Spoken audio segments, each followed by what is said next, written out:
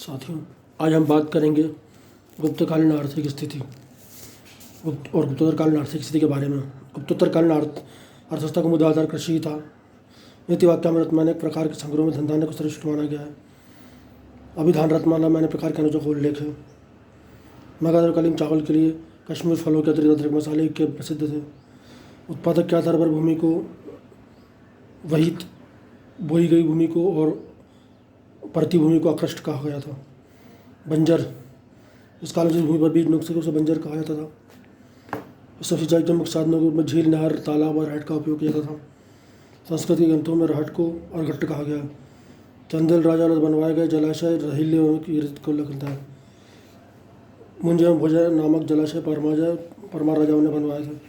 इस काल की स्मृतियों में कृषि से आजीविका प्राप्त करने की अनुमति सभी वर्णों को है, किंतु कई विद्वानों का मानना है कि मुख्यतः ये शूद्रों के ही व्यवसाय हुआ करते थे। व्यापार, गुप्तकाल में व्यापार की स्थिति अधिक अच्छी नहीं थी, क्योंकि लोग आर्थिक रूप से आत्मनिर्भर हो गए थे और वे अपने आर्थिक की उत्पादन कर लेते थे।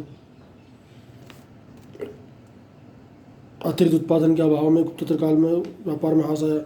इससे बंगाल का मलमल सुपारी शासन के लिए, कलिंग अच्छे धान के लिए, मालवा गन्ना, अफीम, नील के लिए, द्वारका शंख तथा सीपी के लिए, गुजराती सूती कपड़े के लिए उल्लेख, और दक्षिण भारत मोती, कीमती पत्थर, चंदन, लवंग के लिए प्रसिद्ध थे। उस समय कई प्रांतीय बंदरगाह थे, जिनमें देवल, खंबात, थाना, सोपारा, किलो, ताम्रलिप्ति, सप्तग्राम, पुरी, कलिंग, शिकायत महत्वपूर्ण है। मनुस्मृति के टीकाकार मेघातिथि कुवलय माला के सागर तथा संरक्षय का एक ज्ञात होता है कि व्यापारी पण्य वस्तुओं को एक नगर से दूसरी नगर ले जाने कर बेचते थे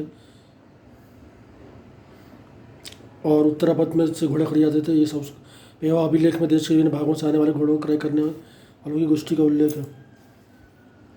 इस समय व्यापार अनेक मार्गों से होता था। अलबर्नी द्वारा बताए गए 15 प्रमुख मार्गों में कन्नौज से प्रयाग के रास्ते ताम्रलिप्ति, कलिंग के रास्ते कांची तक,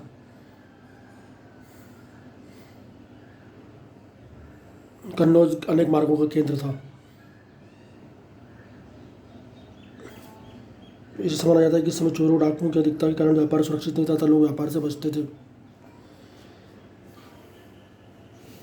विदेशी व्यापार,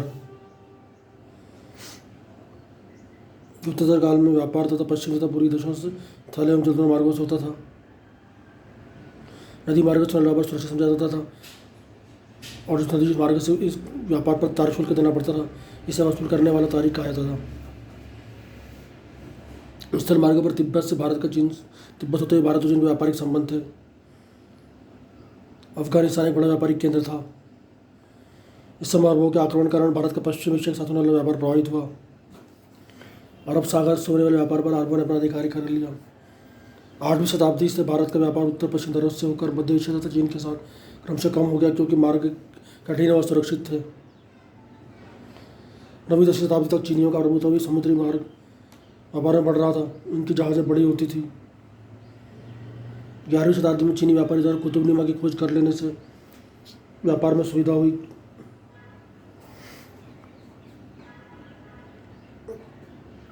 10वीं सदी के बाद भारत का व्यापार पश्चिमी देशों से बढ़ा। भारत के व्यापारी बिसरा, सिराज, अदन तक जाते थे। फारस की खाड़ी में स्थित कीच एवं हॉर्मुज स्थान को भारतीय निर्यात वस्तुओं का बड़ा केंद्र माना जाता था। पूर्वी समुद्र तट पर स्थित ताम्रलिप्ति एक बड़ा बंदरगाह था, जिसका स्थान बाद में सतग्राम ने ले लिया। दक्षिण भारत से निर्यात की गई वस्तुओं के बदले चीन से बड़ी मात्रा में सोना चांदी आता था। चीन से सोने चांदी के बड़े पैमाने पर निकासी कारण 1296 में चीनी चार्ज को कड़क नियम बनाने पड़े। इस समय भारत विदेशों को चंदन, कपूर, लौंग, नारियल, नील, अंगूरी, कस्तूरी, देवदार की लकड़ी, भोजपत्र, हाथी दांत जानवरों की खाल निर्यात करता था। अच्छी किस्म के घोड़े, अच्छी शराब, चीन से रेशम, दक्षिण पूर्व एशिया से कीमती रत्न, कंबोडिया से अगरू की लकड़ी मुख्य आयात थे।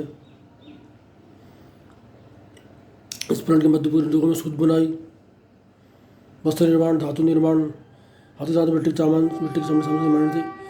इस समय सबसे बेहतर स्थिति में सूती वस्त्र उद्योग था।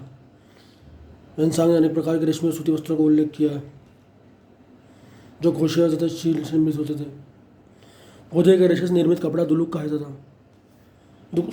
पौधे के रेशे से निर्मित कपड़ा दुकुल कहा जाता था।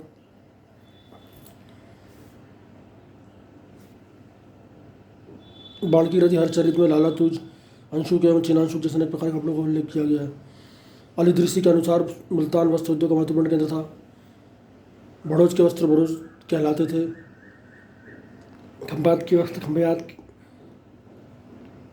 बुकरम नाम से विदेशों को वस्त्र भेजे जाते थे। कश्मीरी रेन सफ़ेद वस्त्र के लिए प्रसिद्ध था, जबकि चुनरी मध्य देश में बनती थी।